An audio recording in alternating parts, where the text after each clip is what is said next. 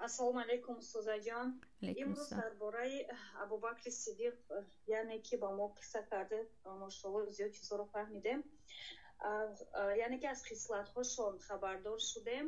аммо мехостам агар дар таърих омада бошад тарзи ибодатҳояшон ба мо низ мегуфтед устоза ҷон, яъне ки ҳамин 10 ёри биҳиштӣ ки башорат ба ҷаннат гирифтам, мехостам аз тарзи ибодатҳояшон низ бохабар мешудем. уми мусо як дақиқа пеш аз ин ки дар бораи ибодаташон бибинед, дар бораи амалашон бипурсед.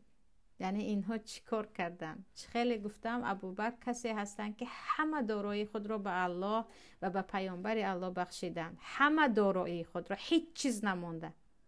تصور کنید همه چیزی که در دست دارند به الله و به پیامبرش بخشیدن.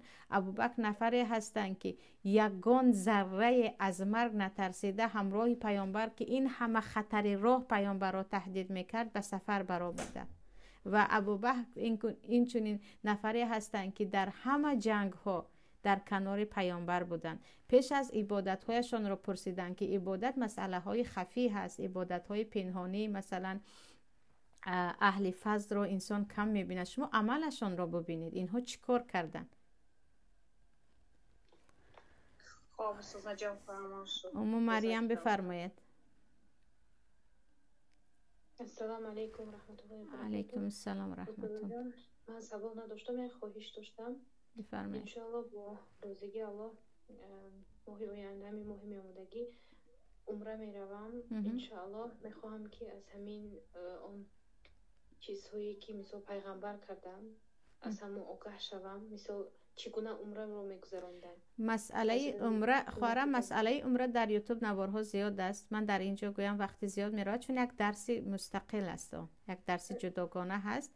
میتوانید به فکرم خطا نکنم استاد مجتبی هم چی از کانالشون نیدو تیوی است، در آنجا کاملا بیان کردگی هستن و عمره خیلی آسان است، در چند ساعت کرده میتوانید عمره رو. عمره اینقدر فرضیت و رکنهای زیاد ندارد، اساسا 3 رکن اساسی دارد و زیاد کارها ندارد، اما قدم به قدم کردنش با تاجیکی هم الان در یوتیوب هست. خواهر جان میخواستم با چند جای دیگر معلومات گرفتم که مثال در وقتی وای مسجد الحرام میرید باید چگونه دل نباید یکون نیتی بد داشته باشه. خیلی نیتی بد نداره، مثال شیطان میتواند وسواس کند یا که یکون غیبت شود.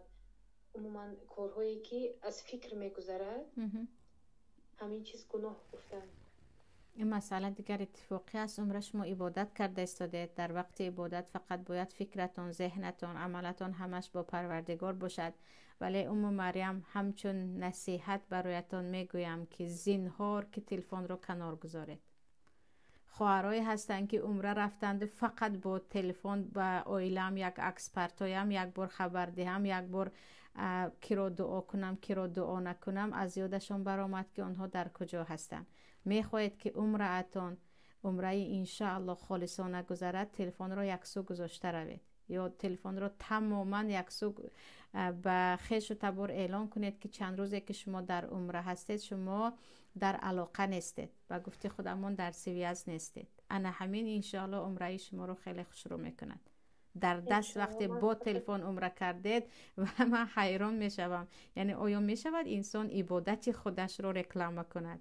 چگونه گریه کردنش در کعبه به نزدیکی کسی فرستاده است بهترین نوارگویان 2 نفر گریه کرده خود را نوار کرده استادن. عجیب است. یعنی آیا خالصیت این گونه به انسان پیدا می شود؟ تو گریه کنان خودت را در آنجا سلفی میکنی، این چی است معنایش؟ یعنی ریا گویم یا نمیدونم مسخره بازی گویم، وقتی که عبادت است، در عبادت بگذار مردم را باید انسان فراموش کند.